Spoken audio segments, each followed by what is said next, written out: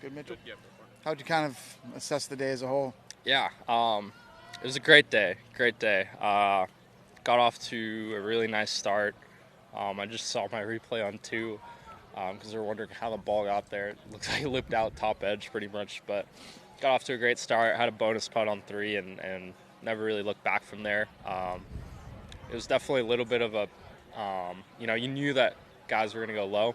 You knew there was going to be a ton of looks today. It was just so calm. So it's a little bit of just staying patient on the putts. Missed a few shortish putts on 6 and 7 that, really could have gotten the round off to a super fast start, but I knew there was going to be a ton more looks. So obviously 18 hurts a little bit, but I think Chris hit an incredible shot on 17 there, and then if we were tied or if I was at 29, I think he probably pulls off a birdie there as well.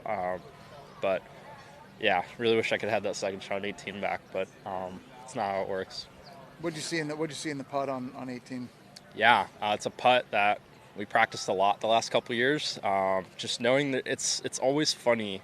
The breaks are funny around that hole. There's a couple angles going into that pin that are very, very straight. The green's going right, but there's kind of a little bit of hold slope on that left side of the green, and we're at an angle that we're pretty positive that it did break right. But we both had it barely outside the edge, and that was with a firmer pace, and I just quite didn't. I hit it right down my line.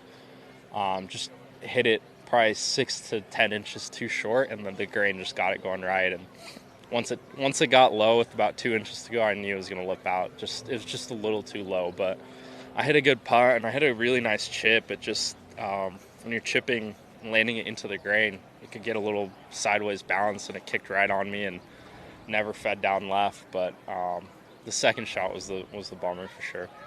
How were you feeling in the middle of that back nine? Yeah. All the birdies in a row. No, I felt really calm because I knew, like, looking at the leaderboard, it was almost, futile. It was like, okay, whatever, 25 under I was, like, we needed to get to 28 or 29. Even though you look at the leaderboard, I'm tied for first or one back, and I knew I needed to keep making birdies, and there's a bunch of chances, especially with the wind laying down, but I felt really, really calm.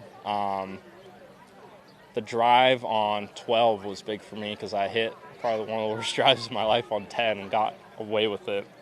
Really lucky that it stayed in. And hitting a good drive there on 12 really set me up for 13, 14, 15, which are a little tougher drives. But, yeah, I felt really good. I had a nice number on 17, too. It's just that's a tough pin on the right side to try and get it close to, and Chris hitting it to 2 feet. That's just kind of a hats-off moment. Is there some emotion in your voice, or do you have a cold?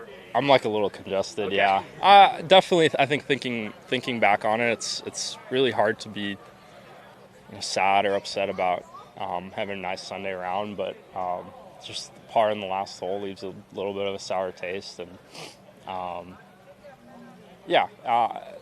honestly, nothing but positives, and I felt like I was stayed in it till the very end too. I never thought ahead or anything like that. But yeah, it's always tough when you come so close because again, you don't get a lot of chances. We all work our butts off to have as many chances as possible.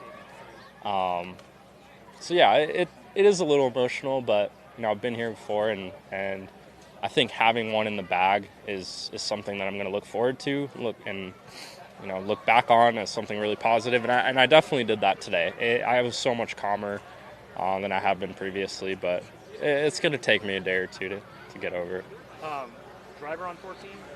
Driver on 14. It was kind of a nice win for me. I just aimed it way out left and hit my kind of lazy cut in there, and got a great bounce. I actually didn't see it go on the green. I thought maybe it was just on the right fringe or caught up on the rough there, but Jay Day's got hawk eyes, and he said it was on the green, so that was a cool one. Even putts like that, it's so easy to be like, wish I got to the hole kind of thing, but I guess I do wish I got to the hole, but that was a nice drive. I hit forward earlier in the week with the same wind and came up just short, so I was like, I need driver. And And then ShotLink had it like 23 feet for birdie putt on 15. Is that accurate? Or? No, Okay. I had probably 6 feet. I don't know what the tape. I'd say around 6 feet. I hit a nice second shot, but I just got down in the rough on the right, so it's pin high left, and like it's so easy to leave that short. Just trickle it over, leave it short, and hit a really nice putt there. And then hit another nice like 4 or 5 footer on 16. Sahith, does this result kind of send you into 2024 with some confidence? Yeah, for sure. I'm just really happy with me and my coach had a few days to get some work in this year. Last year it was funny. I was hurt during the off season. Didn't play any golf, but this year I got a lot of work in the gym, a lot of work in with my coach, and felt so ready for this event. And I was so pumped for this event, and obviously with the signature events and all that big deal, I knew it was important to get off to a fast start. But yeah, I finishing second here is going to be a really nice boost for the rest of the West Coast swing, and just to start off, what I think is a pretty important year with a little bit of unknowns and everything that's been going on. It's nice to just kind of hunker down and focus on golf and get off to a good start. 28 under would have won this thing. This is the 26th time it's been on this course. Yeah. This event, 28 would have won most of the others. Yeah. Is there a little bit of frustration there, a tiny bit? Honestly, I think if you ask a lot of the guys that have played here a bunch, we had 3 relatively calm days. The first 2 days it really was only blowing maybe 15 miles per hour, which out here is pretty calm, and it wasn't gusting more than 25, 30.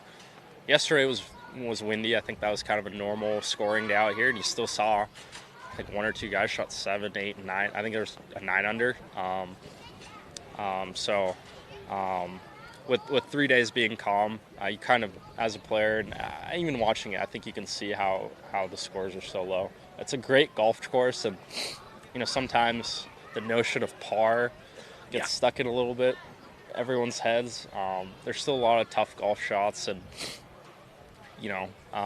there might be a few holes where, I think of hole 5 that they can make it a par 4 and nobody would change anything, or 14 even. I think 14 is a great drivable par 4, but there's just the par 73, and you see these 8, 9, 10 unders. It's like, it's a chip and putt and all that kind of stuff. But I think it's a great track, and I think most of the guys would agree that it's one of the best tracks we play. All right, good. Thanks, JB. Thanks.